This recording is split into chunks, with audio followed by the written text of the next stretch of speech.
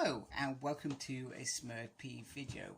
Now recently I required pretty much a whole run of X-treme X-men and all the tie-ins apart from X-Men Mechanics, which I'll talk about later, and I'll probably get that as well. So I guess the purpose of this video was to should Chris Claremont X-treme X-Men run be put into Omnibus form? And so I thought I'd just talk a little bit about the stories, just kind of covering them, not really going into too much detail, and kind of get some of those brain sparks working in terms of remembering them and what they are. So if I remember correctly, in X-Men, the original run, they got to a point where they had discovered the Destiny Diaries. They had kind of decided that Professor Xavier shouldn't be shared with Professor Xavier, and as a team they should go off on a sort of an adventure. I say adventure loosely, to actually gather up these diaries and protect them, protect the knowledge in them, and perhaps make a decision on, I guess, whether they should be destroyed or not. So the team that goes out into the big bad world is Beast, Bishop, Thunderbird 2, Rogue, Psylocke, and Storm. Pretty solid team. A team that I probably was quite excited. And when I started reading these, I was reading them in, I think, Essential X-Men. They were doing that run, and we also had the very, very popular New X-Men at this time, and Chuck Austin's run, which probably wasn't so popular. So New X-Men was the one to beat, and veteran Chris Claremont's run just before this, with Revolution, Eve of Destruction, and I'm talking Omnibus here. There perhaps some different writers thrown in the mix there as well, so not to discredit them. Was still writing for X-Men. He was given this opportunity to go write a story, and it starts off with them going to Spain, and it starts off really. I love the first kind of chapter, which is probably about 6 issues, and they end up getting caught out and attacked by some Spain's officials. But there is also this man here, Vargas, who comes into the mix. And he beats the crap out of Beast, and he kills Betsy in a shock move. Betsy's never died before, other than changing into her into Kawan's body. Other than that, she has never died before. So it goes quite wrong quite quickly. Rogue's captured and perhaps looked at, etc. So it's not a good start for this team. So the team is kind of decimated in one hit, and then we start going on to go into the Savage Land, which is an adventure to the Savage Land, and I'm not sure if it's in between this and I guess issue 7. I feel like that's where it belongs. I could be wrong. And Storm gets manipulated by Brain Chart. I mean, we got Beast on there, so I feel like perhaps this is maybe the mission just before or in between. So there's this mini-series 1 to 4, which is cool. I feel like they should have just, instead of doing an offshoot, it should have just carried on the run. I don't know. Maybe he was only given a certain amount of issues to run with. Then we go into the second phase. So the second phase reintroduces Gambit. So Gambit is back, and they are trying to protect some children who become lifeguard and later slipstream from being murdered. I think it's something along those lines. I'm not going to pretend to remember the ins and outs, and I'm actually quite excited to reread this. So then they get a whole new team. So Gambit's in the mix. We've now got Lifeguard as well, and we got her little brother, who, like I said, becomes Slipstream. It becomes Slipstream. And then this is the probably the best story. I probably debate whether it's this. I do enjoy the Arena You then get this whole invasion story, which is absolutely brilliant. The X-Men are stranded. There are no heroes, and they are against some alien race that I've never heard of before. Storm kind of falls in love with this purple dude as well. She ends up getting her spine sort of split at the end of it, which is crucial, and somehow they manage to stop it, and it results in Rogue and Gambit losing their powers because Gambit ends up being impaled or something, and Vargas is back. He also has an opportunity to make it even, etc. However, they manage to stop there. There's that nice cover, and they end up stopping that invasion, and we're already 17 issues into it, so that's already a big chunk, and covered quite a two decent stories. I feel at this point it was good. I guess the shock factor of Betsy being killed was needed to make it seem this is dangerous. This team, what they're doing, it's dangerous. So I do like that idea, and I'll get into one of my bugbears of this run. So then there's like a little reunion. They reunite as well, which is cool.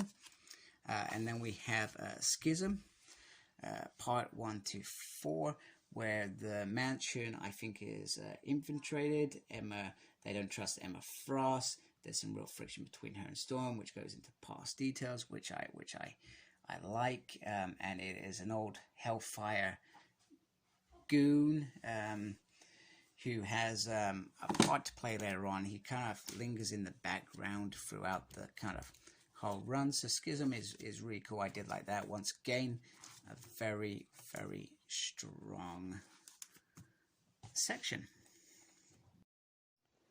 Okay, so there was no way that Chris Claremont was going to do this whole run without a bit of Kitty Pryde action, and he develops her from going from adolescence to adulthood. She is in college, she works in a bar, she has friends, and due to her experience with the X-Men, well, she's able to handle a whole host of issues, including some kind of nanite sentinels, etc., which is brilliant. There's also some betrayals in there.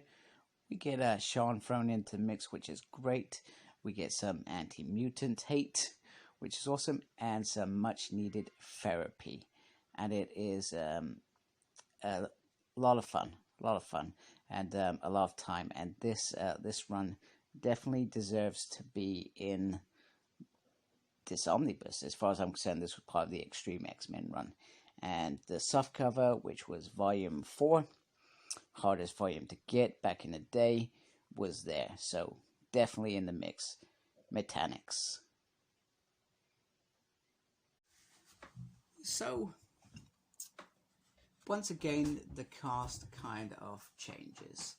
We then have Cannonball doing a single issue, which I do like, and it's all about him making. So he meets this band of people after an incident in New X-Men, which involved Phantom X, a lot of dead people, and he stayed there to help with it. And he doesn't reveal he's a mutant till the end, but they kind of all work it out, and they want to go see him cruising off, etc. So he, I do like that issue. Then we go into God Loves Man Kills 2. So we now have Kitty Pryde back in the mix. We also have Wolverine thrown into mix because we always overuse him. And Cannonball is part of his team now. And at this point, the Destiny's Diaries mission, which began kind of, it feels like it's been diluted into these other storylines. And I feel like if it was always in the background, it would have been better, but I cannot remember, and maybe it's just me, I cannot remember it predominantly in these stories as such. Maybe it is, maybe it's been a while since I've read it, but I actually do enjoy this. I enjoy Kitty Pryde being back, and then they've got this town, this mutant town, that has been infiltrated by some nanites or something, because the artificial intelligence there ended up killing him. And Reverend, oh goodness, what's his name? That's gonna bug the hell out of me. The Reverend, oh damn it, Striker. No, Striker. Okay, that's really gonna bug me. Anyway, you know who I'm talking about. The guy in that brilliant story back in the 80s. God loves, man kills. One, the Reverend. He's awesome. And he actually identifies with this creature in the end, this artificial intelligence, and agrees to enlign him and make safe the town or something along those lines. It's an okay story. I liked it. Now, Intifada, so they've now moved to this town, Rogue, and at this point they've still not got no powers. This is where Gambit and Rogue have been living. She's calling herself Marie, I can't remember, which is terrible because I actually like Rogue. I'm pretty sure it's Anne-Marie at this point. Now, I'm not sure if she was always Anne-Marie or whether they just decided to take that out of the X-Men movies, etc. Anyway, they're on this town, and a bunch of mutants have ended up killing this family, and this girl was horribly scarred. There is also something else going on here. There is a bunch of kind of bad mutants, and they are trying to get humans to, if I remember rightly, to sell up their houses. And we also meet this amazing lawyer who can turn into a dragon, if I remember rightly. Like I said, it's been a long time, and I've got to say, I really enjoyed it. But once again, it gets a little bit diluted. The whole original mission. Now they're going with the leather instead of the cool costumes, which I enjoyed. I've thrown X-treme X-men expose in here because I feel like it's around this sort of time, and it's a couple of journos who are probably from other stories or in the Marvel universe. They come and do a piece on these guys, the X-Men, etc. And I'm trying to remember the ins and outs, but I really can't, because I think the last time I read X-treme X-Men, I knew I missed it, but I just couldn't remember what it was called. So we have that, which is pretty nice.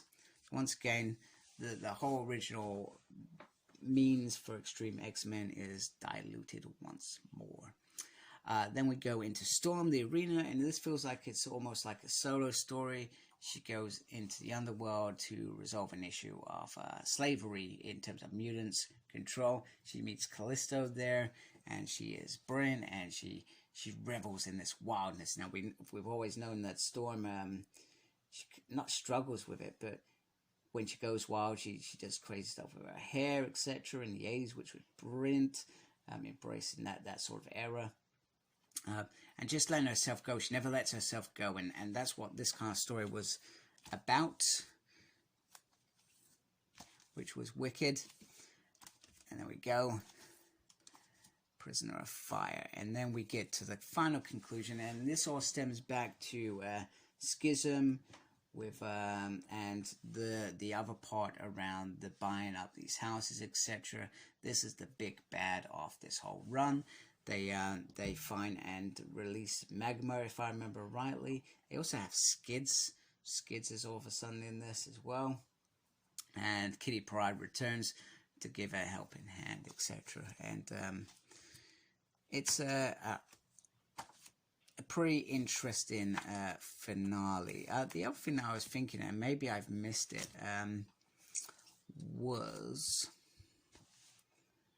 the investigation of no, maybe that's a New X-Men. It must be a New X-Men, where Bishop and Storm go to New X-Men. They go to the mansion, and then they investigate who done it to Emma Frost, and she turns into diamonds, which was awesome. And I think, wasn't it Esme or something? I cannot remember. Anyway, terrible knowledge. Anyway, the series finishes with the disaster at back home with Magneto or Zorn, whatever you're calling him, and they kind of return home. It's kind of like an awkward reunion, and you feel like they didn't actually resolve. There was no conclusion to Destiny's Diaries. They're still sort of still out there. However, they thought, you know what, we just need to go back home. We just need to go back home. And there's some nice welcomes. There's an awkward moment between Warren and Storm, where she says, "Oh my goodness, you know, Betsy died on my watch and stuff." But you know, he's like, "You're my sister. You know, it happens, etc." So I've got to say, it was a nice finale. But I felt like over the whole run, there was the core cast was there: Storm, Bishop, Sage. Gambit Road came in and out a couple of times. And you saw Kitty come in and out a couple of times. And it was kind of always like that. It was just an inconsistent cast, and what I felt worked really well with the new X-Men and Astonishing X-Men, stuff like that. The core cast stayed the same. And that's when the next story works really well, because the writer will focus on those characters and drive those characters.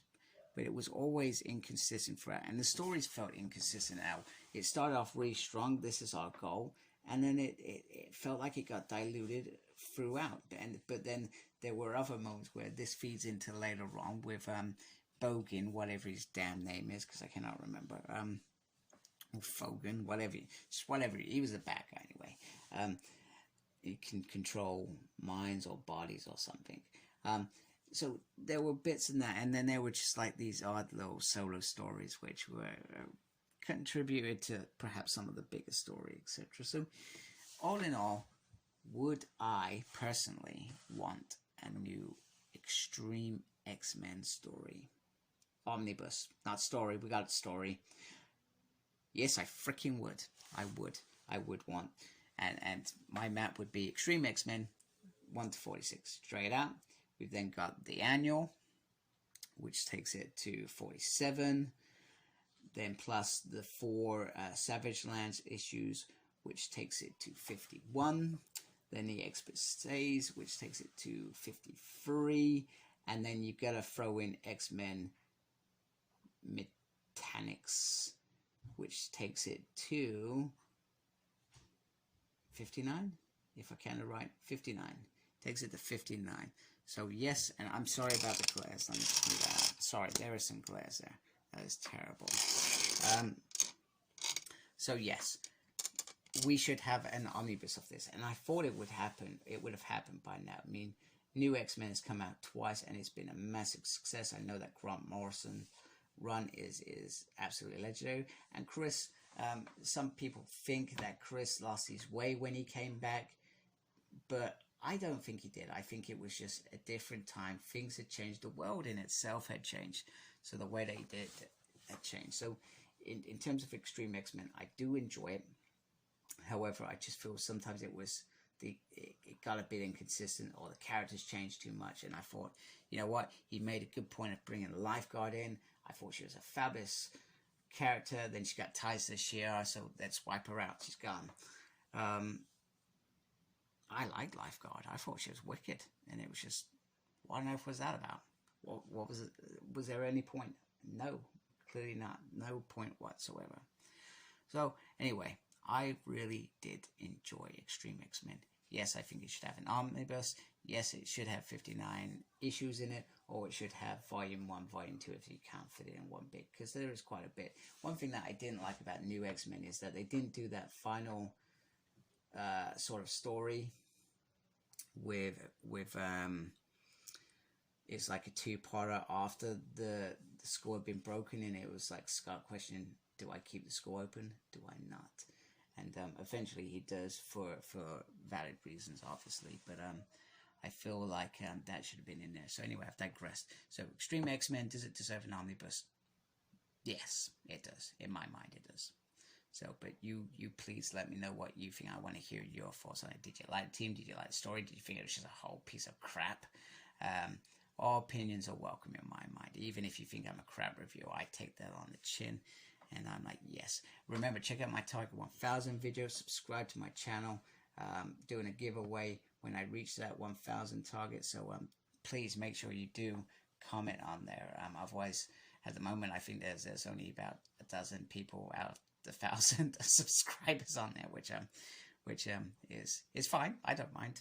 I'm sure they don't mind either, because they've got more chance of winning. So thank you very much. Take care. Embrace the geekiness. Goodbye. Please like, comment, and subscribe to my channel. Follow me on Instagram, CyclopsSmurd. I'm on Twitter @SmurdP. No idea what I'm doing there. I'm also got a page on Facebook, SmurdP. And embrace the geekiness. Thank you for watching. Take care. Goodbye.